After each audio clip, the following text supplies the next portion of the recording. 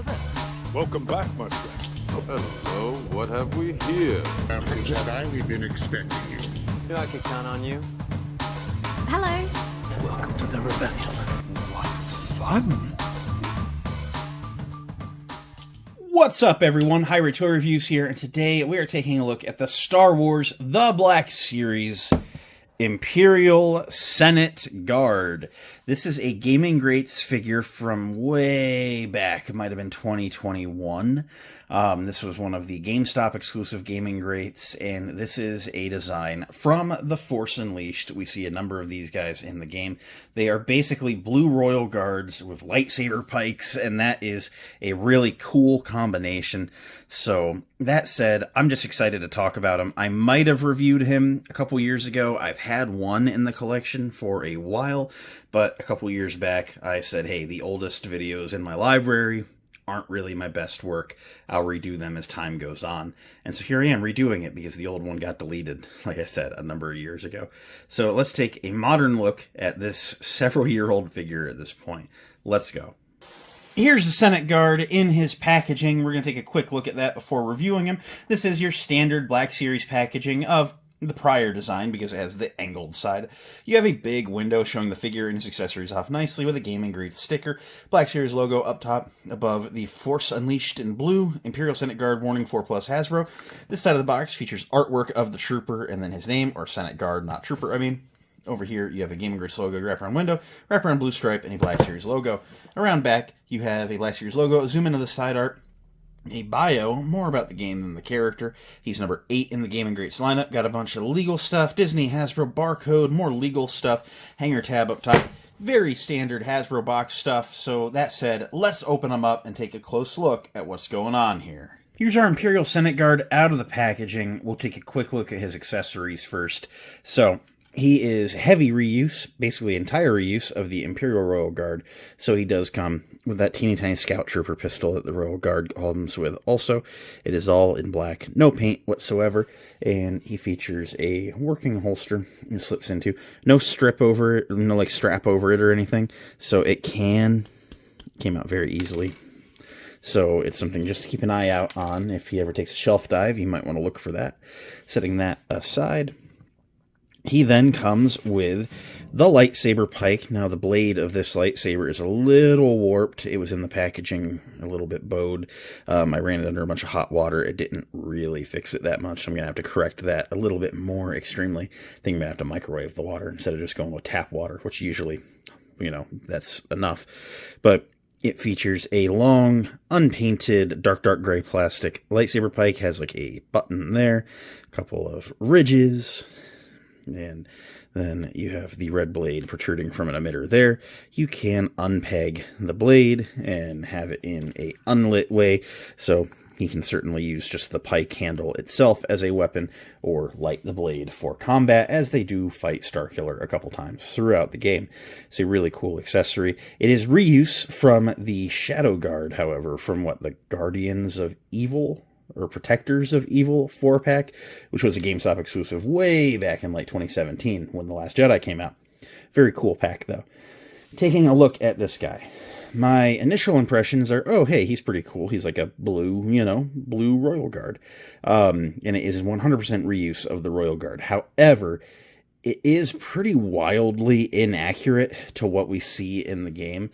And what we see on the game is like pictured on the side of the box here. As you see, he's basically supposed to be almost like a stormtrooper wearing a Royal Guard helmet.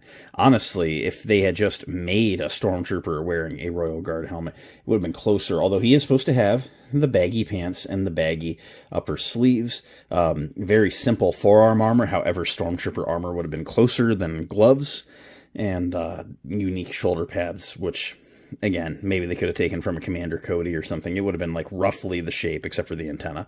But Point being, there's a lot of inaccuracies going on here.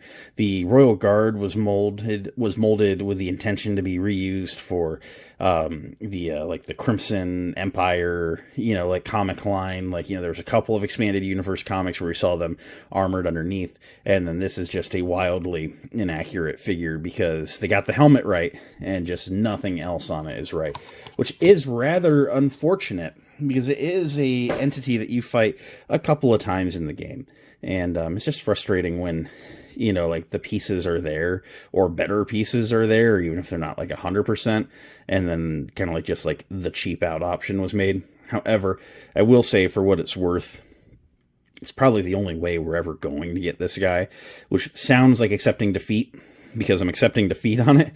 But, the Force Unleashed is a almost 20-year-old game. I know we're getting that Lord Starkiller here shortly, but they're not going to put significant assets into such a dead Legends property at this point.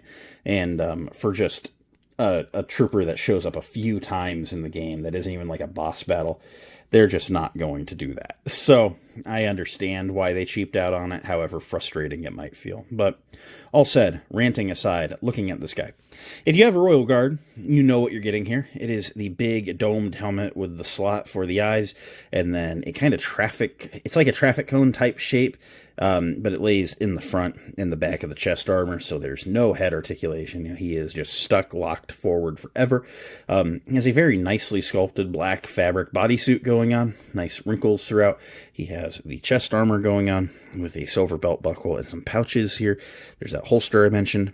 Around back, you got the butt plate, and then he's got some armor on the front of the shins with straps that go around the back of the shins. Really cool to see those painted. Being straps, I probably would have been okay if they were black, because you're the black leather straps, but it does give you a little punch of color down low. I'm not going to knock that. I am happy that we have it. It's interesting. You do see the straps that connect the front of the chest plate to the back plate there. That's just not a detail you always see accentuated on an armored figure, and it's just cool that they painted it. It's just another little highlight punch in the color. So that's kind of all there is to say about it. He's just a guy in a black bodysuit with some blue armor pieces. So we'll run through the articulation. As I mentioned, the head, nothing. You can rock it about like that, and that's it.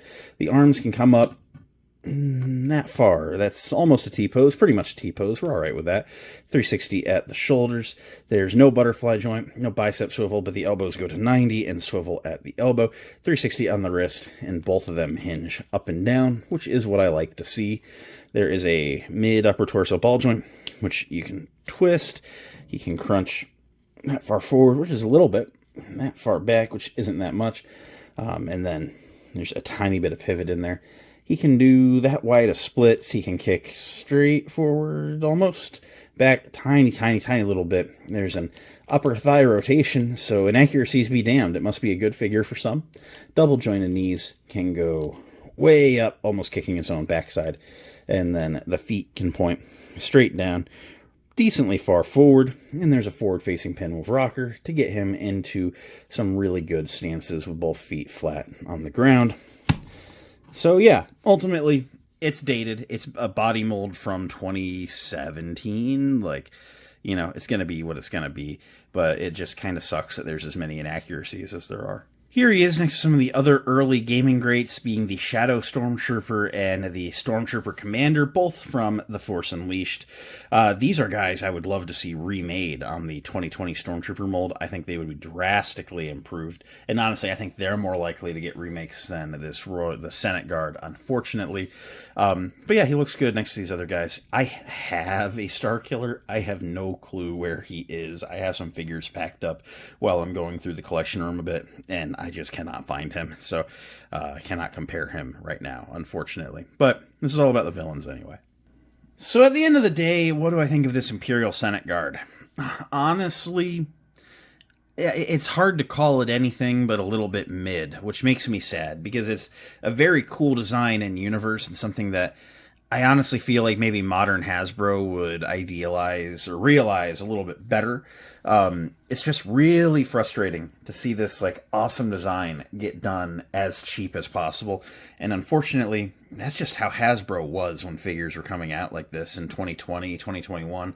It was near the end of such practices, But the Gaming Greats line, when it first came out, you could really tell was they were scared of putting any kind of budget into something. And as the Gaming Greats have progressed, we're finally getting figures like Marin and Dagon Gera. But in the early days of this subline, they were just like Stormtrooper repaints. Repaint this guy into something that looks like that other guy that isn't even accurate, like in this case.